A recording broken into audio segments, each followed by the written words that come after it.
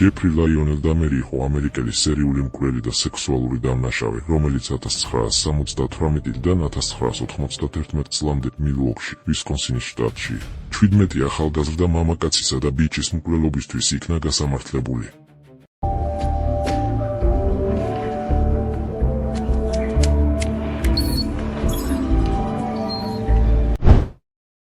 დამერის დანაშაულების სისასტიკით, ძალადობითა და ექსტრემალური სექსუალური დევიაციებით გამოირჩეოდა. მის ქმედებებსთან ახლდა ნეკროფილია. დამერი გვამების მიმართ სექსუალურ ტოლას ამჟღავნებდა და მისი მსხვერპლის ნაწილი მკვლელობის შემდეგ გაუპატიურდა. კანიბალიზმი. მან აღიარა, რომ ზოგიერთი მსხვერპლის სხეულის ნაწილები შეჭამა. მისი მიზანი იყო, რომ მსხვერპლი მასთან სამუდამოდ დარჩენილიყო. სხეულის ნაწილების შენახვა. დამერი ინახავდა მსხვერპლთა თავის ქალებს, ძვლებს და სხვა ნაწილებს, როგორც სუვენირებს. პედოფილია. მიუხედავად იმისა, რომ მისი მსხვერპლის უმეტესობა ახალგაზრდა მამაკაცი იყო, დამერის ინტერესი მოიცავდა ასევე არასრულწლოვნებსაც, თუმცა მისი ცნობილი მსხვერპლიდან უმეტესობა სრულწლოვანი იყო. მისი მსხვერპლის უმრავლესობა აფრო-ამერიკელი, აზიური ან ლათინო-ამერიკული წარმოშობის იყო, რაც რასობრივ ასპექტს მატებდა საქმეს. ჯეფრი დამერი დაიბადა 1960 წელს მილტონში, ვისკონსინის შტატში. მისი ბავშვობა გარეგნულად ნორმალური, ხოლო შინაგანად რთული იყო. მისი მშობლების ლაიონელ და ჯოის დამერების ქორწინება არასტაბილური იყო, რაც ჯეფრის შფოთვას უღრმავებდა. ადრეული მოზარდობიდან ჯეფრიმ გამოავლინა უცნაური ინტერესი ცხოველების გვამების მიმართ.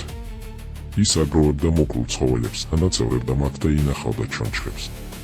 ეს კრიმინალისტურ ენაზე შეიძლება შეფასდეს, როგორც პროგრესირებადი დევიანტური ქცევა და სადიზმის ადრეული ნიშნები. მოზარდობის ასაკში დამერი ალკოჰოლზე დამოკიდებული გახდა, რასაც ხშირად იყენებდა საკუთარი სექსუალური ფანტაზიების შიშის ჩასახშობად. პირველი მკვლელობა და პოლიციისთვის თავის დაღწევა. 1978 წლის 18 ივნისს დამერი სკოლის დამთავრებიდან მალევე, 18 წლის ასაკში, მარტო იმყოფებოდა მშობლების სახლში ოჰაიოში. მან ავტოსტოპით აიყვანა 18 წლის სტივენ ჰიქსი. როდესაც ჰიქსმა წასვლა დააპირა, დამერი პანიკამ მოიცვა. მან ჰიქსი ჰანტელებით სცემა და მოახრჩო.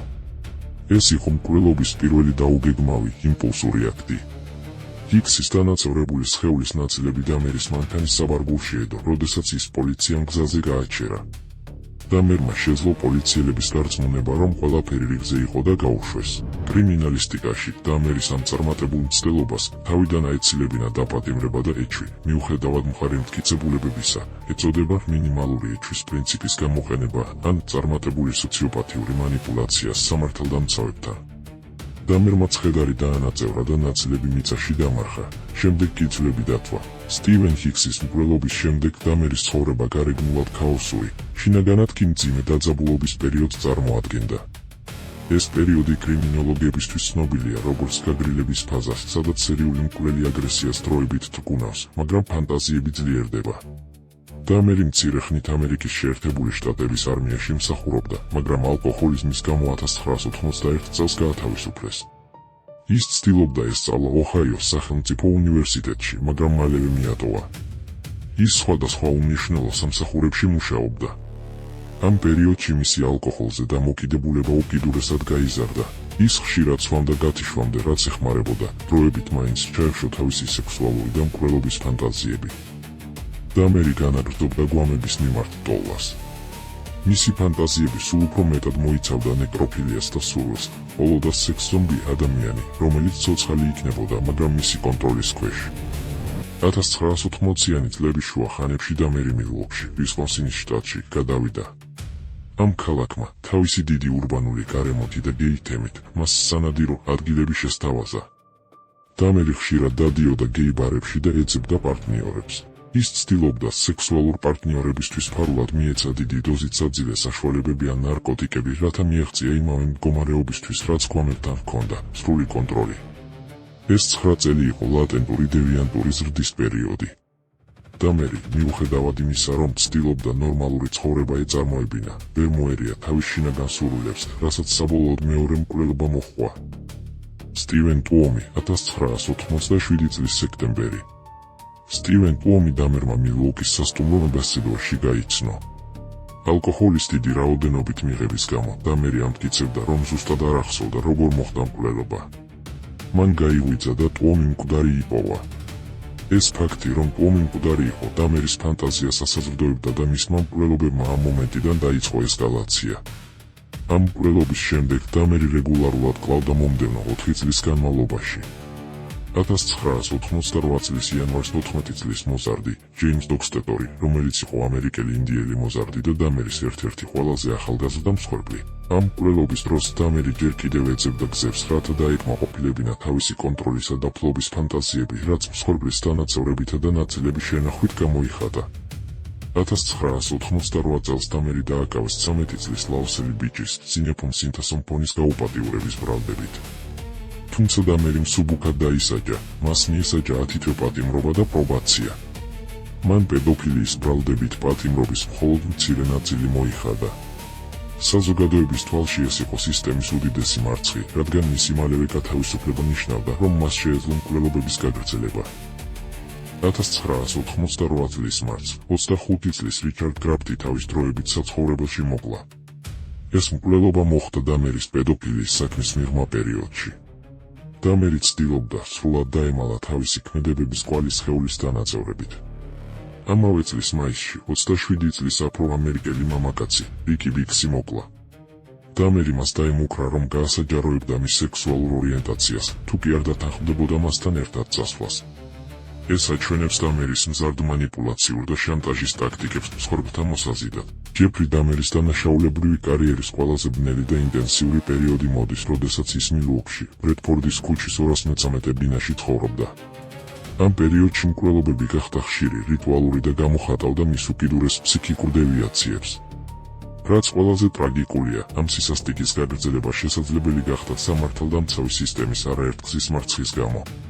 მას შემდეგ, რაც დამერი პედოფილიის მუხლით მოკლე პატიმრობის შემდეგ გაათავისუფლეს, მან თავი სრულად დაუსჯელად იბრძნო. 1990 წლიდან მკვლელობები სრულად ახალ დონეზე ავიდა. ედვარდ სმიტი იყო პირველი მსხვერპლი იმ საშინელი სერიიდან, რომელიც დამერმა პატიმრობიდან გათავისუფლების შემდეგ ბრედფორდის ქუჩის ბინაში დაიწყო. მისი მკვლელობა აფრო-ამერიკული თემის ტრაგედიის ახალ ფაზას მოასწავებდა. დამერი უკვე სრულად გრძნობდა თავის დაუსჯელობას და იყენებდა ამ ბინას თავისი მკვლელობებისთვის. სმიტის გაუჩინარება იყო იმ უამრავ გაუჩინარებათაგან ერთ-ერთი, რომელიც პოლიციამ სათანადოდ არ გამოიწია. 24 წლის მეტ მილერის მკვლელობა დაემთხვა დამერის მიერ სხეულის ნაწილების შენახვის ფაზის დასაწყისს. დამერმა მილერის კვამი დაანაწევრა და მისი ნაწილები შეინახა. ეს არის ის პერიოდი, როდესაც მან დაიწყო ადამიანის თავის ქალების გათეთრება და შენახვა როგორც სუვენირები. ეს საზარელი ქმედება მის მზარდ სურვილს ასახავდა, რომ მსხვერპლი მასთან სამუდამოდ დარჩენილიყო ფიზიკური ფორმით. 1990 წლის ოქტომბერში 25 წლის დევიდ როდრიგესი, ლათინო-ამერიკელი მამაკაცი მოკლა. მისი სიკვდილი დამერის მზარდი თავდაჯერებულობისა და სისასტიკის სარკე იყო. მკვლელობები ხშირი გახდა, რაც მიუთითებდა მის სრულ კონტროლის დაკარგვაზე და დანაშაულის ჩადენის მანიაკალურ სურვილზე. დამერი თავს უსაფრთხოდ გრძნობდა, რადგან მისი მსხვერპლები უმეტესად უმცირესობათა წარმომადგენლები იყვნენ, რომელთა გაუჩინარებასაც პოლიცია სათანადო ყურადღებას არ აქცევდა. ანტონ სირსი 26 წლის, რომლის მკვლელობა დამერის დევიანტური ქცევის სიღრმეს წარმოაჩენს.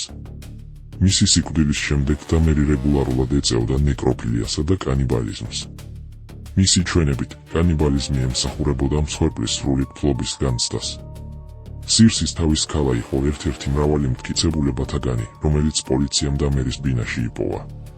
რემონდ სმიტი 32 წლის მამაკაცი, რომელიც მოკლა 1990 წლის დეკემბერში. მისი დანაწევრებული ნაწილებიც პოლიციამ დამერის მაცივარსა და საკინულეში აღმოაჩინა. ეს აღმოჩენა სასამართლო პროცესზე დამერის კანიბალიზმის დამადასტურებელ მთავარ მტკიცებულებად იქცა. ამ პერიოდში დამერი უკვე ვეღარ მალავდა დანაშაულის კვალს, რაც მის ბინიდან გამომავალ საშინელ სუნშიც აისახა. ოლივერ ლეისი 23 წლის, 1991 წლის 12 თებერვალი. ოლივერ ლეისის მკვლელობა აღნიშნავს დამერის ფსიქოპათიური ექსპერიმენტების პიკს. მან გამოიყენა საბურღი ლეისის თავის ქალაში ხვრელის გასაკეთებლად. ეს იყო მცდელობა, twinზე ქიმიური ზემოქმედებით შექმნა სექს-ზომბი არსება, რომელიც მისი კონტროლის ქვეშ იქნებოდა. ეს ექსპერიმენტები ნათლად აჩვენებს დამერის მზარდ მოწყვეტას რეალობიდან. კონერა სინთასომფონი, 14 წლის. ის იყო იმ 19 წლის ბიჭის ძმა, რომელიც დამერმა გაუპატიურა. ეს არის დამერის დანაშაულებრივი სერიის ყველაზე აღმაშფოთებელი ეპიზოდი და სისტემის უდიდესი მარცხი. 1991 წლის 27 მაისს, 14 წლის კონერაკი, გაუპატიურების მცდელობის შემდეგ გაიქცა ბინიდან ქუჩაში პოლიციელებმა იპოვეს. მოზარდი შიშველი და დაჭრილი იყო, დახმარებას ითხოვდა, თუმცა დამერმა შეძლო მათი დარწმუნება, რომ კონერაკი მისი სრულწლოვანი პარტნიორი იყო და ისინი უბრალოდ ოჯახურ ჩხუბში მონაწილეობდნენ. პოლიციელებმა უბულებელყოს რა კონერაკის და მის დასახმარებლად გამოსული აფრო-ამერიკელი მეზობლის, გლენდა კლივლენდის, მოწოდებები, მომაკვდავი არასრულწლოვანი უკან დაუბრუნეს მკვლელს. ამ ფატალურმა შეცდომამ კონერაკს სიცოცხლე დაუჯდა, ხოლო პოლიციელები სამსახურიდან გაათავისუფლეს. ამ მოვლენამ გამოიწვია მასობრივი აღშფოთება მილუოკის აფრო-ამერიკულ საზოგადოებაში რასობრივი უთანასწორობის გამო. მარტინ უიტუკი 22 წლის 1991 წლის მაისი. უიტუკის მკვლელობა მოხდა კონერაკის საქმის ფონზე, რაც დამერის უკიდურეს გათამამებასა და თავდაჯერებულობაზე მიუთითებს. მას შემდეგ, რაც პოლიციამ ასეთი უხეში შეცდომა დაუშვა, დამერი დარწმუნდა, რომ ის დაუსჯელი დარჩებოდა. ამ პერიოდში მეზობლების მხრიდან სუნის გამოძახებები გახშირდა, მაგრამ პოლიციას არასდროს შეუმოწმებია მისი ვინა. ჯოზეფ ბრუმჰაიდი 25 წლის 1991 წლის ივნისი. ბრუმჰაიდი ერთ-ერთი ბოლო მსხვერპლი იყო ბრედფორდის ქუჩაზე. მისი დანაწევრებული სხეულიც დამერის ბინაში იპოვეს. ამ დროს დამერი უკვე აკუმულირებდა გვამების ნაწილებს თავის ბინაში, რამაც სუნი აუტანელი გახადა. მუდმივი გამოძახებები სუნის გამო მისი ბინიდან კვლავ გრძელდებოდა, რაც მეზობლებს დაუყოვნებელ საშიშროებაზე აფრთხილებდა. ტონი ჰიუზი 31 წლის 1991 წლის ივლისი. ის იყო ყრუ და მუნჯი მამაკაცი. ეს საქმე განსაკუთრებით შემაშფოთებელია მისი დაუცველობის გამო. დამერმა მოკლა ჰიუზი და მისი თავის ქალაც აღმოჩენილი იქნა მის საძინებელში. ჰიუზის ოჯახი ერთ-ერთი ყველაზე აქტიური იყო სამართლიანობისთვის ბრძოლაში. ედვარდ ვარენი 27 წლის 1991 წლის ივლისი. ის იყო დამერის ბოლო მსხვერპლი მანამ, სანამ ტრეისი ედვარდსი გაქცევით დაამთავრებდა ამ სერიას. ვარენის მკვლელობა მოხდა ედვარდსის გაქცევამდე სულ რამდენიმე დღით ადრე. დამერის სერია 1991 წლის ივლისში დასრულდა, როდესაც მისმა ბოლო პოტენციურმა მსხვერპლმა, ტრეისი ედვარდსმა, გაქცევა შეძლო და პოლიცია გამოიძახა. პოლიციამ ბინაში აღმოაჩინა 11 გვამის ნაწილები, თავის ქალები, დანაწევრებული ხორცი და პოლაროიდის საზარელი ფოტოები. 1992 წელს დამერი დამნაშავედ ცნეს 15 მკვლელობაში და 15 სამუდამო პატიმრობა მიუსაჯეს. ჯეფრი დამერმა აღიარა 17 მკვლელობის ჩადენა, მაგრამ სასამართლოზე მას ბრალი წაუყენეს და მსჯავრი დაედო 15 მკვლელობისთვის ვისკონსინის შტატში. ის ციხეში 1994 წელს თანამესაგნემ კრისტოფერ სკარვერმა მოკლა. დამერის 17 მსხვერპლიდან უმრავლესობა აფრო-ამერიკელი, აზიელი ან ლათინო-ამერიკელი იყო. ამან გამოიწვია მასობრივი აღშფოთება მილუოკის შავკანიანთემში, რადგან საზოგადოება თვლიდა, რომ პოლიცია არ რეაგირებდა სათანადოდ ფერადკანიანი, გეი მამაკაცების გაუჩინარებაზე. შავკანიანი საზოგადოების რეაქცია არ შემოიფარგლებოდა მხოლოდ სასამართლო დარბაზით. ეს იყო მასობრივი პროტესტი პოლიციის გულგრილობისა და სისტემური რასიზმის წინააღმდეგ. შავკანიანი საზოგადოების გამოსვლები დამერის საქმეზე იყო არა მხოლოდ ემოციური გლოვა, არამედ პოლიტიკური მანიფესტი. ამ გამოსვლებმა და პროტესტებმა აიძულა მილუოკის ხელისუფლება, გაიტარებინა გარკვეული რეფორმები. პოლიციის მიერ 14 წლის მომაკვდავი კონერაკის დამერისთვის უკან დაბრუნება გახდა უთანასწორობის ნათელი მაგალითი. ეს მოვლენა იქცა სამკვდრო სისტემური რასიზმის სიმბოლოდ, რომელიც გავლენას ახდენს პოლიციის გადაწყვეტილებებზე. დამერის საქმის გამოძიების შემდეგ მილუოკის პოლიციის დეპარტამენტს მოუწია მკვეთრი ცვლილებების შეტანა თავის პროტოკოლებში, განსაკუთრებით უმცირესობათა თემებთან მუშაობისას. დამერის საქმე ერთ-ერთი ყველაზე კარგად დოკუმენტირებულია სერიული მკვლელების ისტორიაში, რადგან მან აღიარა არა მხოლოდ მკვლელობები, არამედ დეტალურად აღწერა თავისი ნეკროფილია, კანიბალიზმი და ზომბის შექმნის ფანტაზიები. მისი ქმედებები, განსაკუთრებით სექს-ზომბის ექსპერიმენტები, კრიმინალურ ფსიქოლოგიაში გამოიყენება სერიული მკვლელების უკიდურესად იშვიათი და ღრმა ფსიქიკური დევიაციების შესასწავლად.